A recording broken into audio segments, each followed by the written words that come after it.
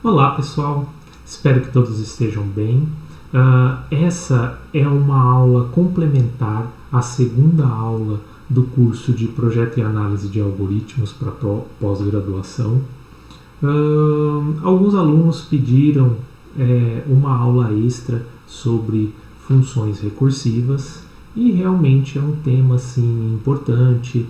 Talvez alguns alunos já conheçam bem esse conteúdo, porém outros alunos talvez tenham já feito algumas disciplinas de algoritmos há muito tempo, tá? E talvez tenha esquecido alguns conceitos fundamentais dessa questão de recursividade. E recursividade a gente vai ver realmente durante todo o curso, não vai ter como fugir das recursões, porque é um conceito muito importante, tá?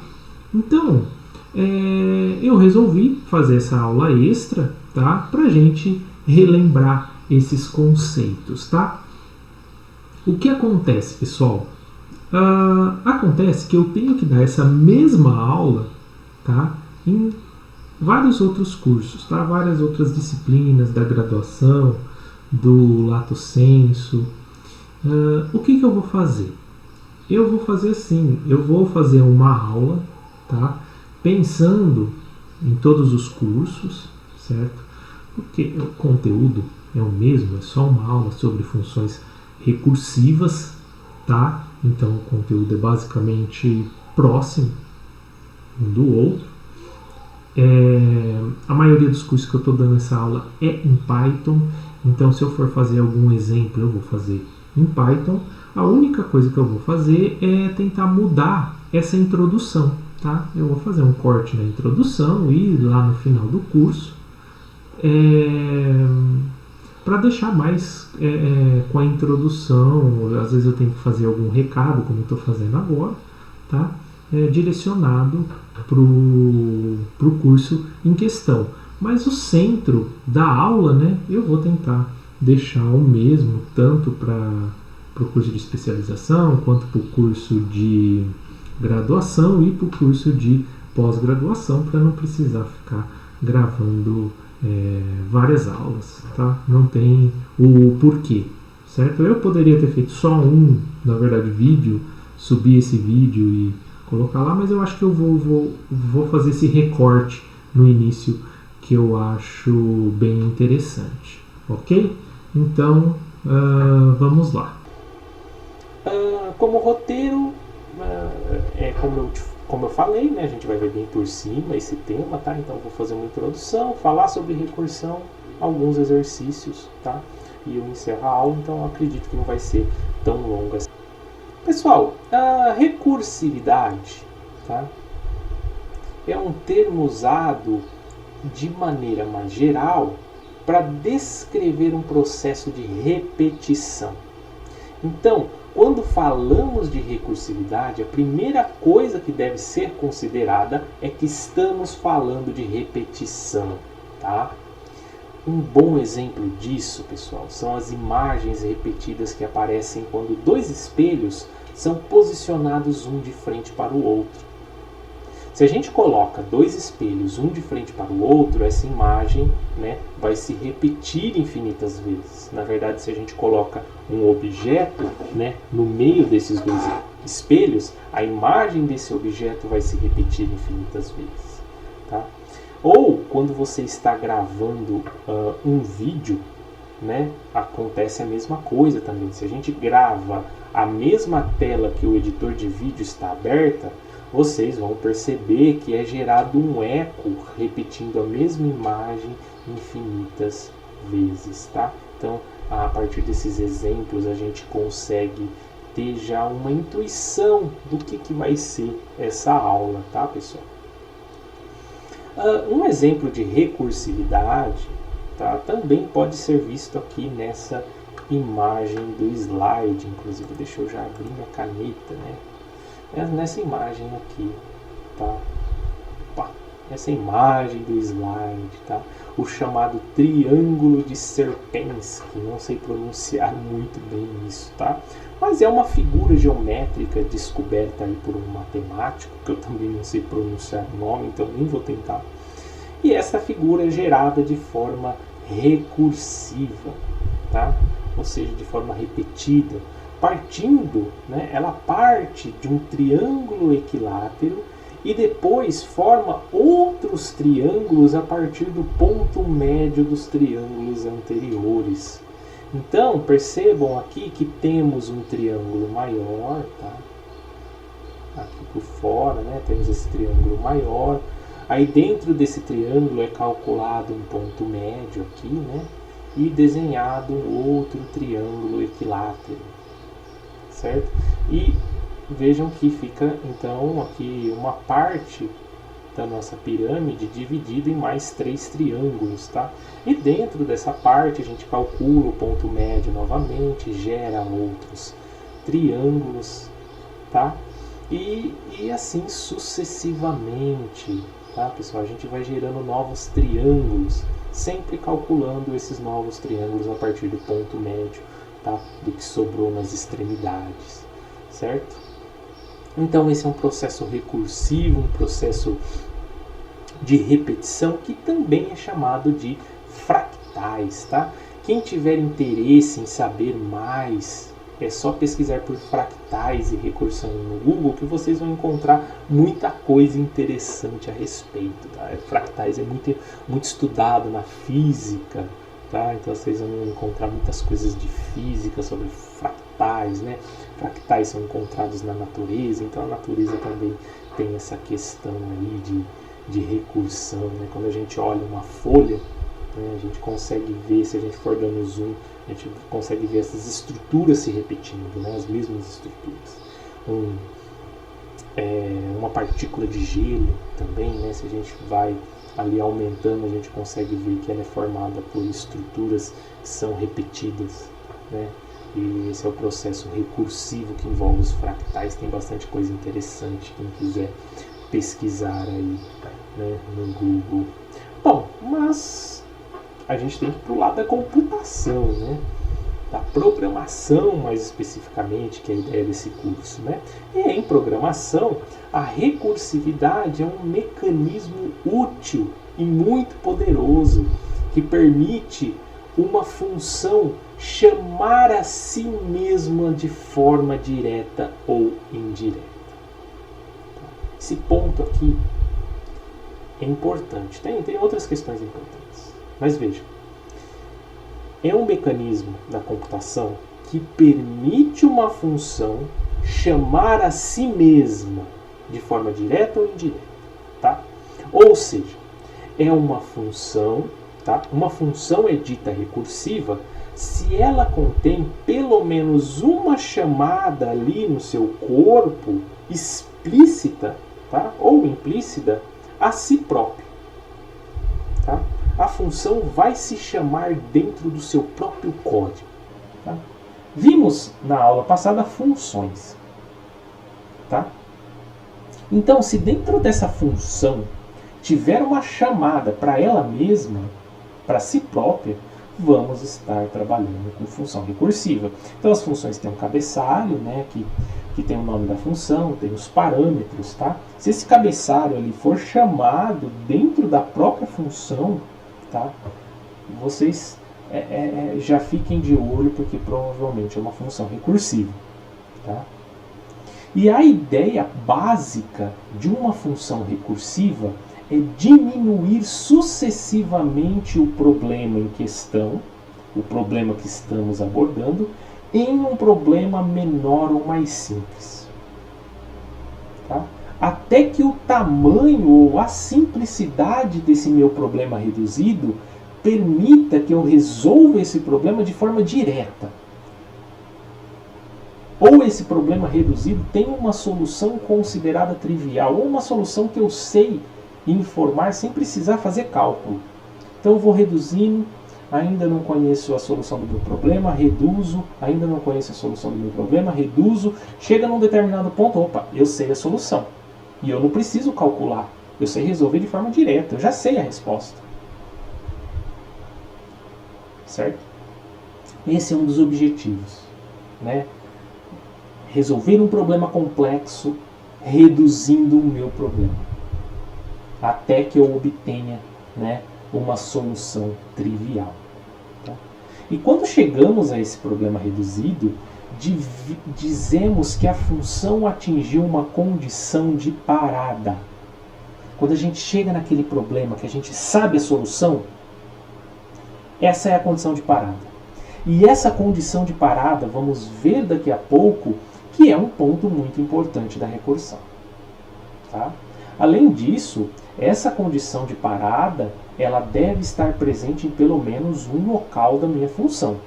Porque sem essa condição, o algoritmo não vai parar de chamar a si mesmo. Ele vai repetir o processo recursivo até estourar a capacidade da minha memória. E, consequentemente, ali o término indesejado do meu programa. Então, percebam que já temos duas coisas em mente. Primeiro, a função vai ter uma chamada para si própria. Segundo, vamos ter um critério de parada. E qual é o meu critério de parada? É o problema trivial. Tá? E é isso que vamos ver nessa aula.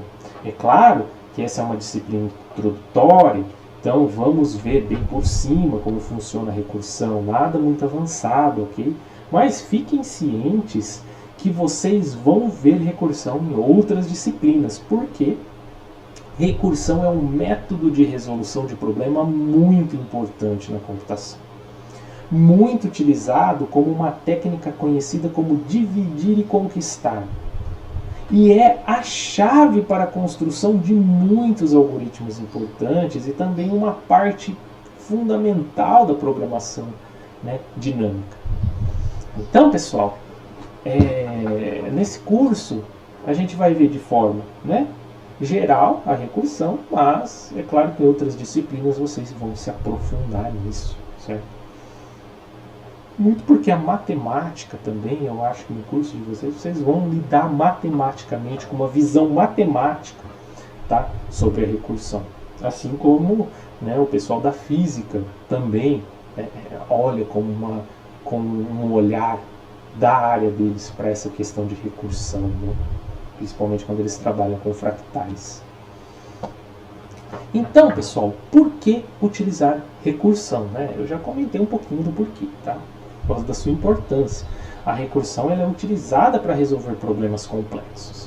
Como eu disse, ela é utilizada como uma técnica conhecida como dividir e conquistar, que vai quebrando esse problema complexo em problemas menores até que a gente tenha um problema simples de ser resolvido. Por exemplo, o cálculo do fatorial é um problema que possui uma solução recursiva muito eficiente e muito elegante. Enquanto que a solução iterativa ou tradicional ali demonstra algumas limitações, principalmente relacionadas ao tempo gasto para resolver esse problema. Tá? Além de ser uma solução mais complicada de você enxergar, certo? No geral, pessoal, soluções recursivas são muito mais rápidas do que soluções iterativa, tá? Muito pelo fato dessa questão da solução quebrar, da recursão quebrar o problema em partes menores, tá? É claro que nem tudo são flores, a gente vai ver isso, né? Tem um probleminha de memória aí na recursão, tá?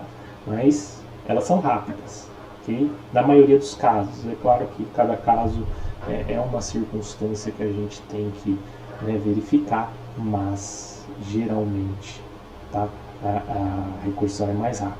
Além disso, soluções recursivas tendem a ser muito mais simples, né, e elegantes. A solução recursiva tende a ter poucas linhas quando comparado a uma solução iterativa.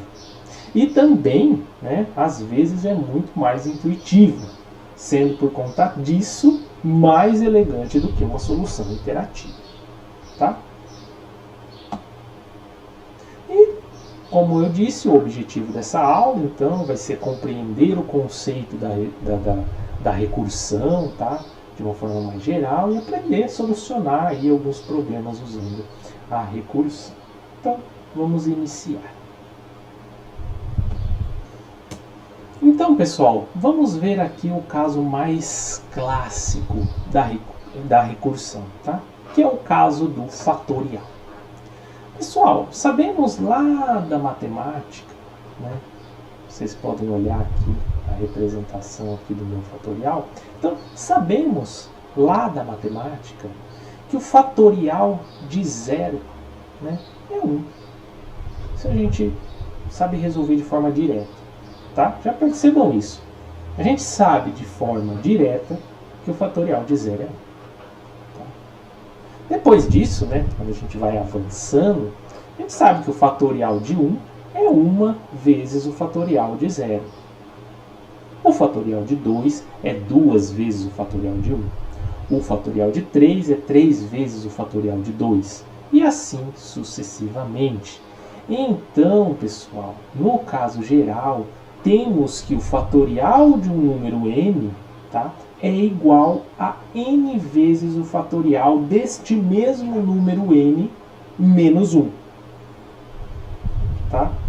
Vejam que a própria definição do fatorial é uma definição recursiva. Por quê? Porque para resolver o meu problema de calcular o fatorial de um número n, na verdade eu tenho que reduzir esse cálculo em uma unidade sucessivamente até eu chegar, né, o fatorial de 0, que eu sei a resposta. Por que até chegar o fatorial de 0?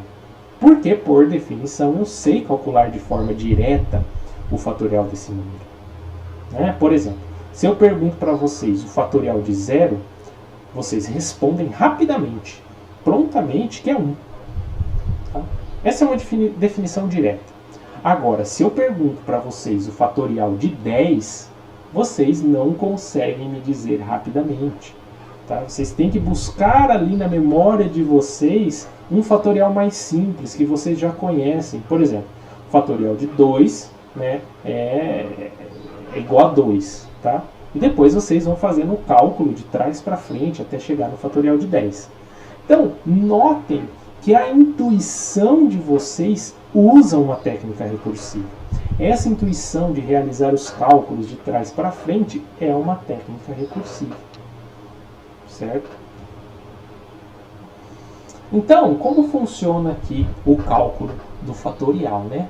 Vamos ver aqui, tá, uma imagem que ilustra bem essa recursão, tá? Então, aqui, pessoal, a gente tem, né, o cálculo do fatorial de vários números e a gente chega até o nosso caso base, tá? A nossa fórmula base, que é essa daqui, o fatorial de um número n, né, é igual a esse número vezes, tá, vezes esse número menos uma unidade, menos 1. Tá? E temos o caso base, o caso mais simples, que é o fatorial de 0, que a gente sabe a solução, a gente sabe de forma direta resolver esse problema. Tá? O fatorial de 0 é igual a 1. Então temos esses dois casos, sempre quando a gente for resolver um problema de recursão, a gente tem que chegar a esses casos base. Ok, pessoal? Bom, e aqui tem uma figura que ilustra, por exemplo, se a gente definir um n igual a 4. Tá? Se a gente tiver esse n, como que a gente calcula o fatorial? Bom, a gente sabe aqui, né, que o fatorial de 4 é igual a 4 vezes o fatorial de 3. Tá? Mas a gente não sabe o valor do fatorial de 3. Então a gente busca na nossa memória, tá, que o fatorial de 3 é 3 vezes o fatorial de 2. Tá? E assim sucessivamente, de forma repetitiva. Tá?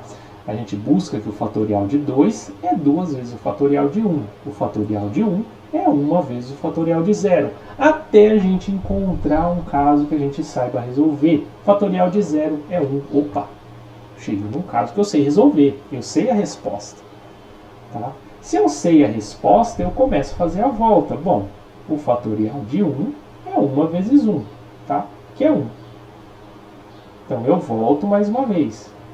Tá? O fatorial de 2 é 2 vezes 1, que é igual, né, a 2. Tá?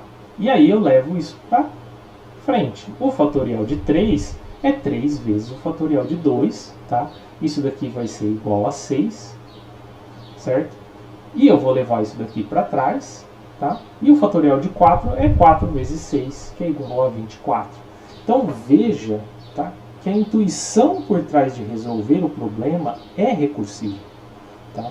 E se a gente resolver esse problema, por exemplo, de forma interativa, vocês vão ver daqui a pouco que é mais difícil, é mais complicado pensar. Não fica muito intuitivo. A gente não usa essa estratégia. Né? Então, vamos ver aqui a diferença entre uma solução interativa e recursiva dos cálculos do fatorial. Né? Eu trouxe para cá a nossa fórmula geral, tá? E o nosso caso base, tá? Que a gente sabe a solução. Certo? Então, como ficaria uma solução iterativa, sem recursão, que vocês já estão acostumados? Bom, só relembrando, né, para a gente criar uma função, a gente tem que definir o cabeçalho da função, né? Então tem o nome da função e a entrada, tá? Que aqui no caso é n, a gente quer calcular o fatorial de um número, n, certo? E aí a gente começa com o fatorial. Qual que é a intuição aqui por trás, né? Qual que é a solução iterativa, tá? O que a gente vai fazer? A gente vai começar a calcular o fatorial lá de trás, lá do primeiro número, que é do zero, né? A gente volta aqui, ó. Você lembra que a gente achou que o fatorial de zero é 1, né? Então, a iterativa, a gente começa com o fatorial 1, tá? E vai caminhando até chegar no n, certo? Então a gente faz, né? A gente vai fazer uma caminhada, tá? De i, certo? Até o nosso n, tá? A gente começa de 2 porque eu já sei a resposta do fatorial anterior, tá? Que é 1, fatorial de 0 e fatorial de 1, certo? E a gente vai até n mais 1, porque aqui a gente quer ir até o n, né? Então a gente tem que colocar esse mais 1 aqui, né? Para a gente conseguir chegar até o n, vocês lembram dessa função range, né? E todas as vezes a gente vai fazer o cálculo aqui. O novo fatorial é o fatorial que eu já tenho acumulado aqui no meu FAT, tá? Vezes o meu i, tá? E aí a gente vai fazendo isso, né, iterativamente, e no final a gente tem a nossa resposta. Mas vejam que não parece muito intuitivo, até explicando fica meio esquisito. Fica meio esquisito, né? Explicar esse problema sem a recursão, tá? Agora, quando a gente vai para a função com recursão, que está definido aqui, fica muito mais fácil a gente resolver o problema.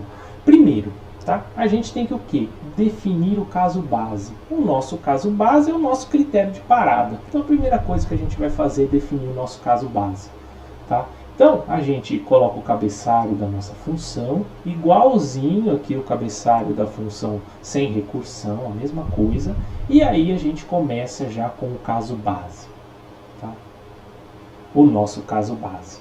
Qual que é o nosso caso base? Se o meu n é igual a 0, eu sei resolver esse problema. E esse problema, a resposta é 1.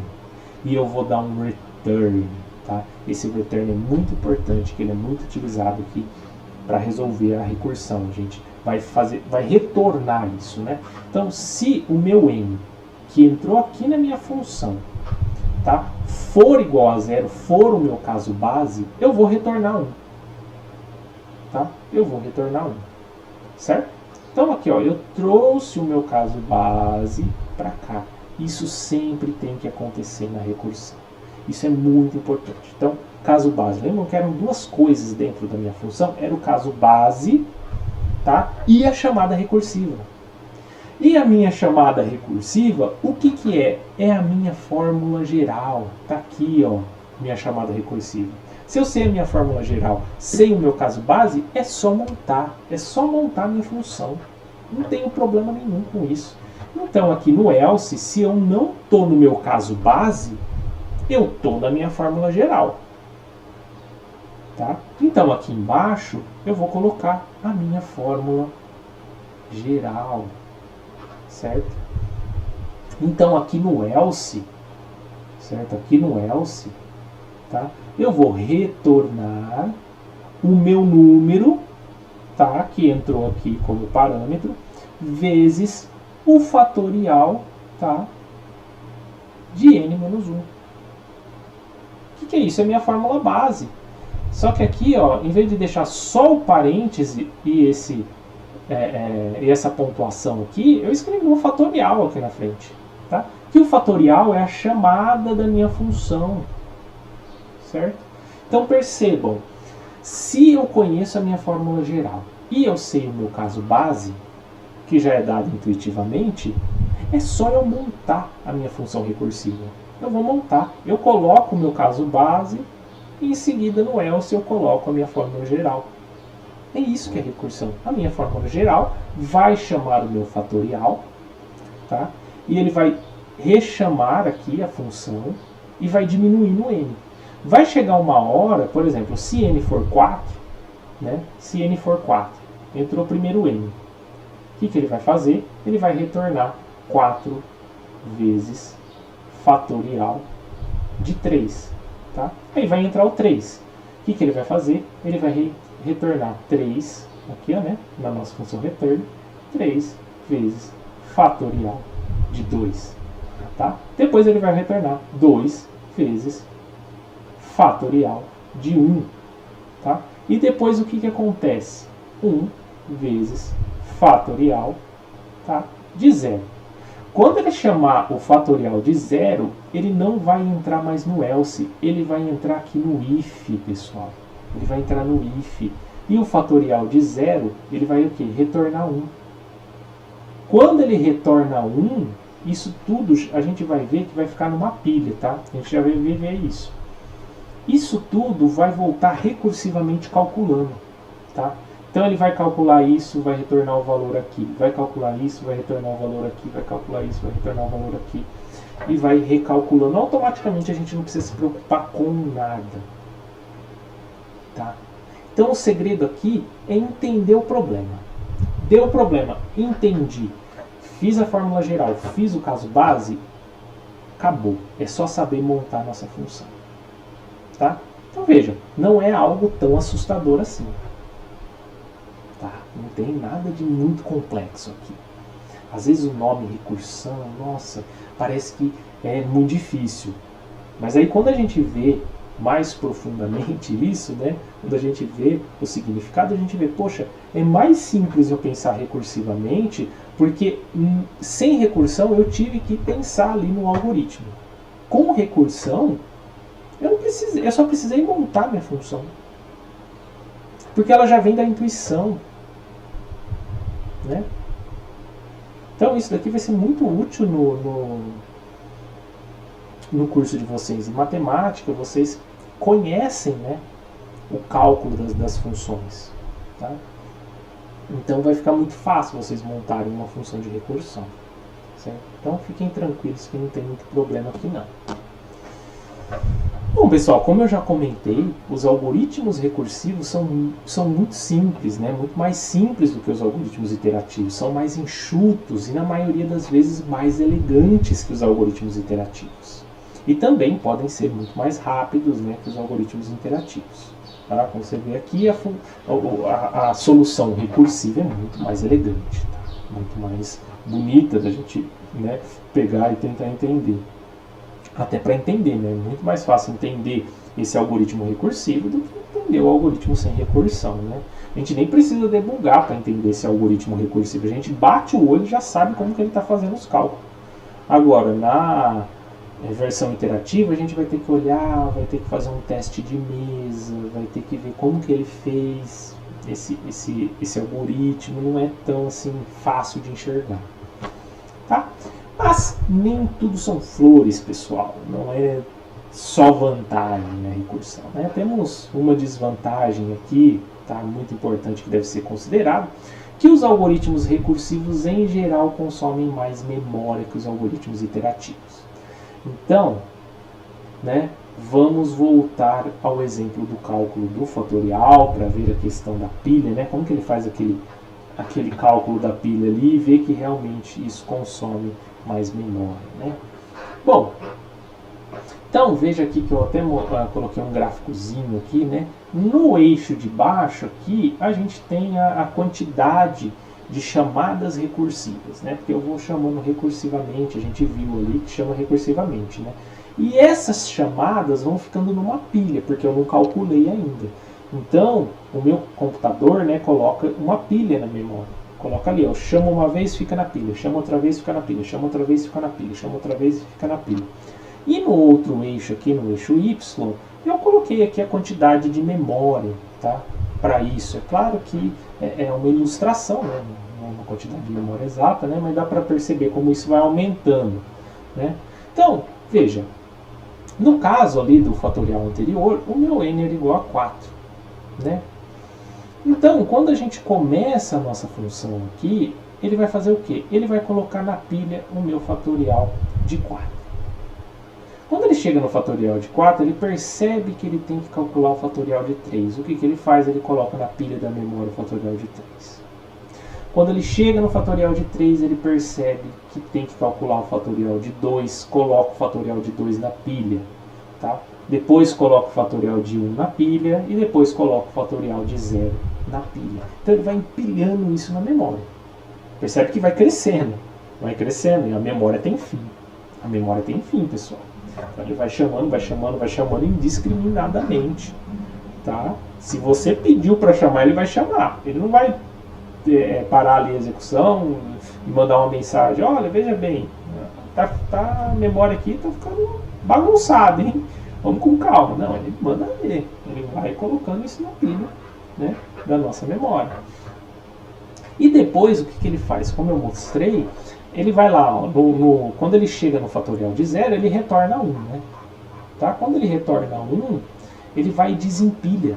Tá? Vocês vão ver essa estrutura de dados mais pra frente. Eu acho que no curso de vocês tem estrutura de dados, tenho quase certeza do que é verdade, mas eu acho que vocês têm estrutura de dados.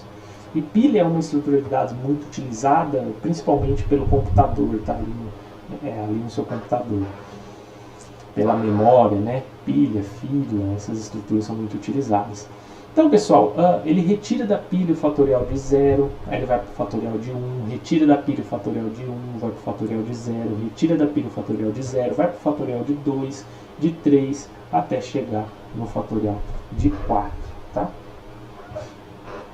Então, vejam, né, que chega uma hora, tá, que dependendo do número de chamadas que você faz, tá, isso pode dar um problema.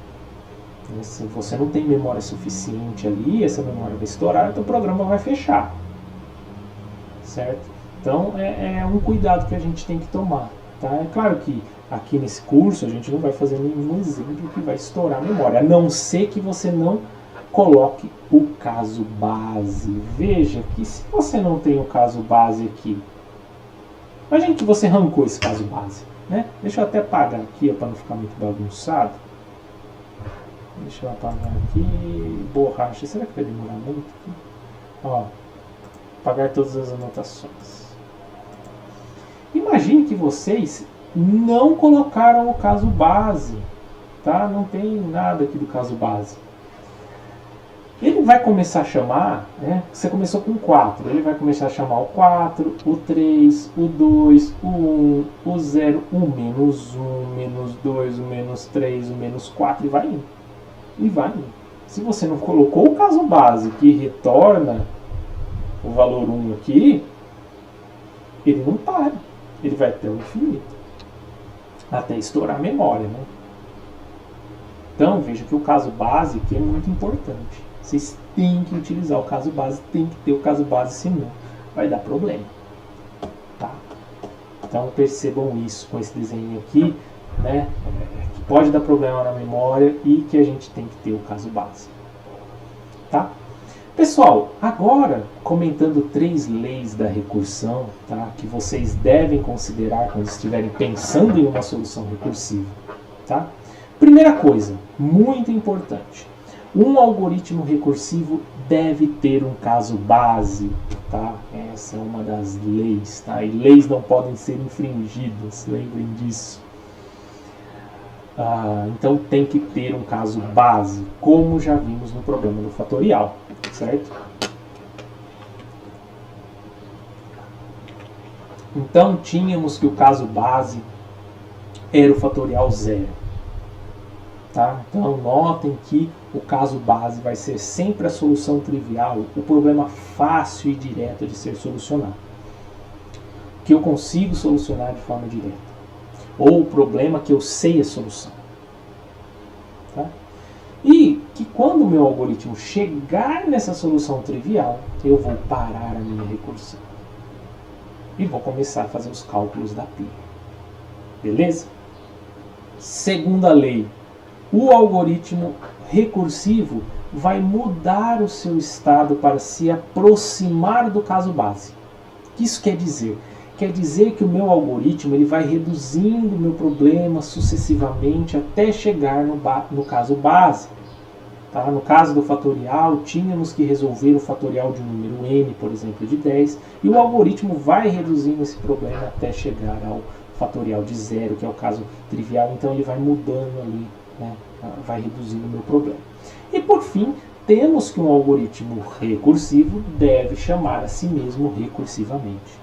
Essa é a parte mais simples de entender. Basicamente, teremos uma chamada interna dentro da função que chama a si mesmo.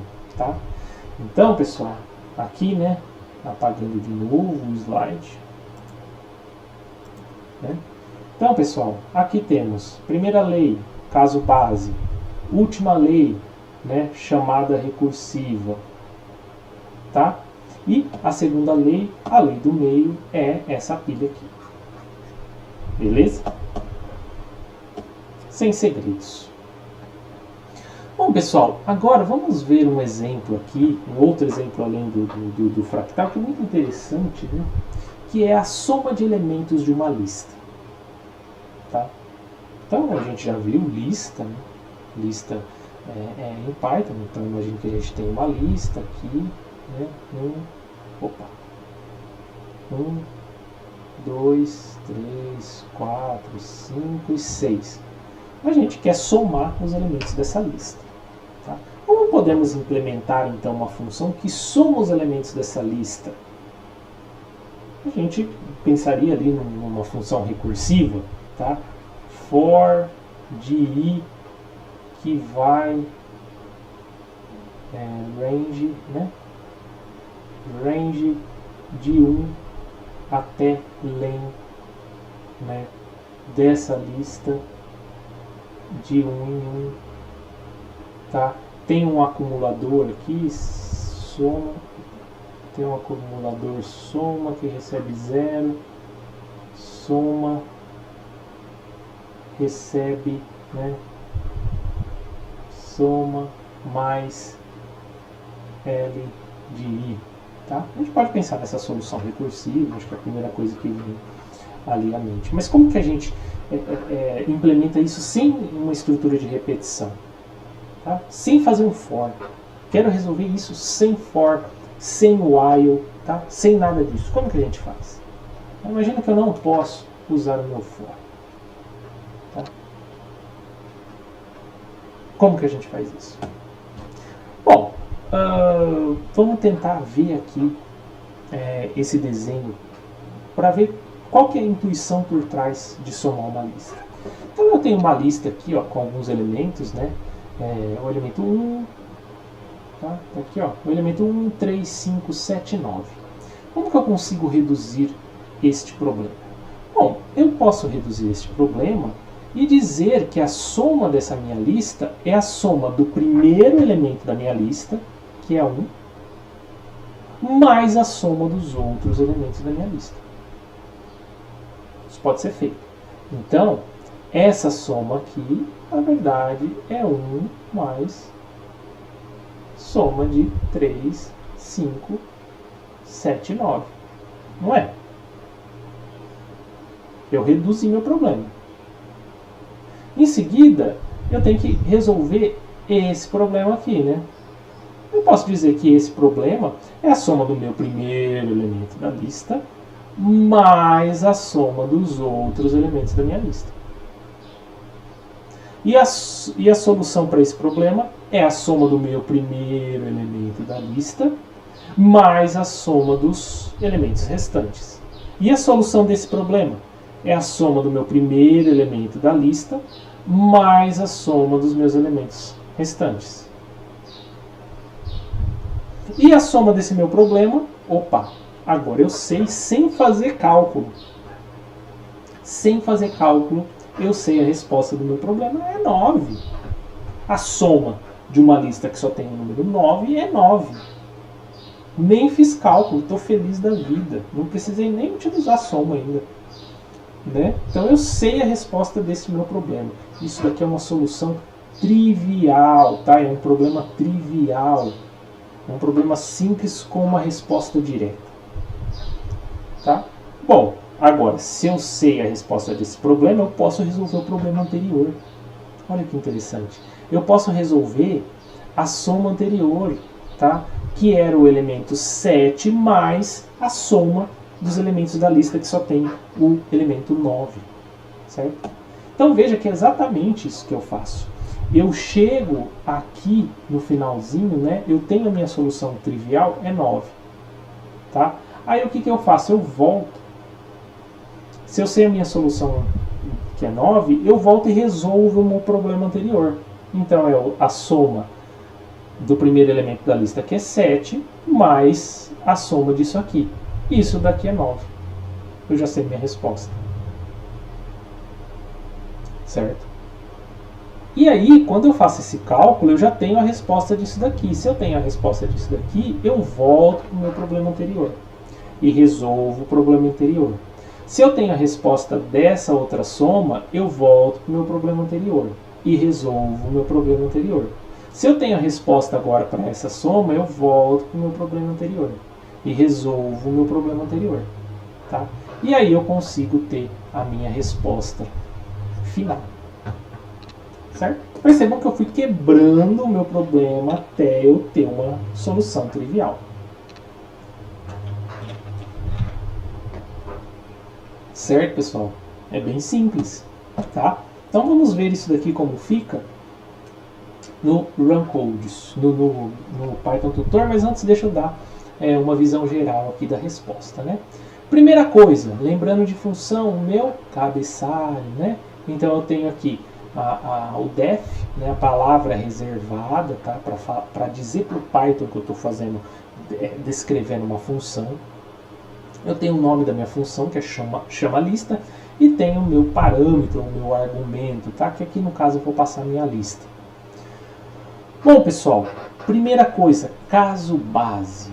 Se minha lista for, qual que é o meu caso base? Do tamanho 1, tá? Então, se o tamanho da minha lista for 1, tá? Se o len aqui da minha lista L for igual a 1, né? Então, aqui, ó.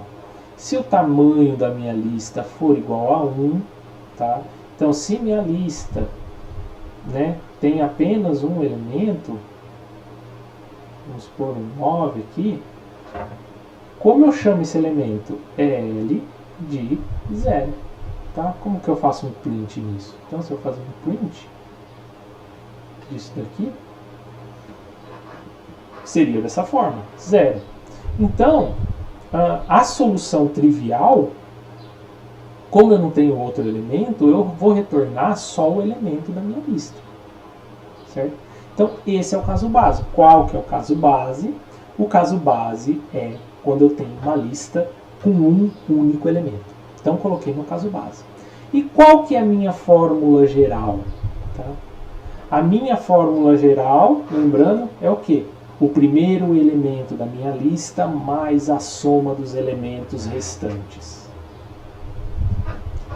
Então, o caso geral é o primeiro elemento da minha lista mais a soma dos elementos da minha lista restante. Lembra quando a gente trabalhou com lista, tá? Como que eu faço para fazer a particionar? Se vocês quiserem, voltem ali no vídeo sobre lista, que eu explico ali como pegar partes da minha lista, né? Como eu consigo fracionar a minha lista, tá? Então, se eu quero, tá? Se minha lista tem 3 elementos, por exemplo, 1, 2 e 3, tá? E eu quero pegar os 2 últimos, como que eu faço? Eu faço L, receber L Começar, então aqui é o índice 0, o índice 1 e o índice 2, né? Eu quero começar do índice 1 e ir até o índice final. Eu não preciso descrever esse índice final aqui. Fecho a minha lista. É exatamente o que eu estou fazendo aqui. Então isso vai acontecer sucessivamente na minha lista, tá? Sucessivamente até eu chegar no meu caso base, certo? Então vejam que eu só montei, tá, a intuição, o problema que eu fiz aqui. Tá? Meu caso base é lista com um elemento. Meu caso geral é a soma do primeiro elemento mais a soma do que restou, certo? Então é essa a solução da minha lista, certo? Vamos tentar fazer esse problema aqui no Runcodes. Então, vamos supor aqui que eu tenho uma lista L que recebe, né? Vamos colocar os elementos aqui. Isso aqui, né? 1, 3, 5, 7, 9. 1, 3, 5, 7, 9. Então eu vou definir minha função, né? Tá? Soma lista. E vou passar, né, um L aqui para ela. Na verdade, eu vou definir isso depois, né? Beleza. Bom, então eu tenho que primeiro definir o meu caso base. Qual que é o meu caso base? Se o tamanho da minha lista for igual a 1. Certo? O que eu faço? Return a minha lista, o elemento, primeiro elemento. Se não, tá? Eu vou para o meu caso geral. Return, né? L de 0, que é o primeiro elemento da minha lista, mais soma lista, tá? Dos outros elementos, que é de 1 até o final do meu vetor. Então aqui eu vou criar uma lista, vou receber o resultado, certo? Soma lista, vou passar o L e vou dar print no meu resultado. Então vamos lá. Bom, então o que vai acontecer aqui? Basicamente eu criei a minha função aqui, se vocês derem uma olhada, criei minha função. Depois criei minha lista, tá? 1, 3, 5, 7, 9, certo? E vou chamar minha função recursiva. O que a função recursiva vai fazer? Ela vai caminhar daquela forma, vai chamar a função recursiva, tá vendo que ele vai chamando aqui de forma recursiva também. Primeiro ele chamou o soma lista aqui, ó. Opa, o que eu fiz? Eu tirei sem querer aqui. Ó, eu tirei, mas ele estava chamando aqui essa minha lista com 1, 3, 5, 7, 9. Depois ele fez uma chamada para a lista com 3, 5, 7, 9. Aí ele foi para frente, né? Fez uma chamada para a lista contendo só o 5, 7, 9. Depois ele vai fazer outra chamada para a lista contendo 7 e o 9. Vai fazer outra chamada para a lista contendo só o 9. E depois ele vai voltar essa recursão, tá? Então aí ele vai retornar, ó, return valor 9, tá vendo? Ele retorna o valor 9, certo? E aí ele retorna o valor 16, ele vai calculando tudo que ficou na pilha. Veja, tá vendo? 24, 25, acabou o meu problema. Então o Python Tutor é muito legal para vocês fazerem esses exercícios, façam do fractal, tá? Façam do soma lista, façam do subtrair uma lista, inventem aí outro problema e façam aqui no Python Tutor ou no Replit, no outro sistema, como chama mesmo? Esqueci o nome do outro sistema ali, façam também lá naquele sistema, tá? E Replit, eu acho que é Replit, né? Replit, acho que é Replit, façam ali no Replit e não é tão um bicho de 7 cabeças assim. Eu acho que no começo parece que dá uma assustada, mas depois vocês veem que é super simples, ok? Bom, pessoal, para vocês lerem um pouco mais, tá? Ter uma leitura mais aprofundada sobre o tema, tá? Eu estou deixando aqui o capítulo de um livro.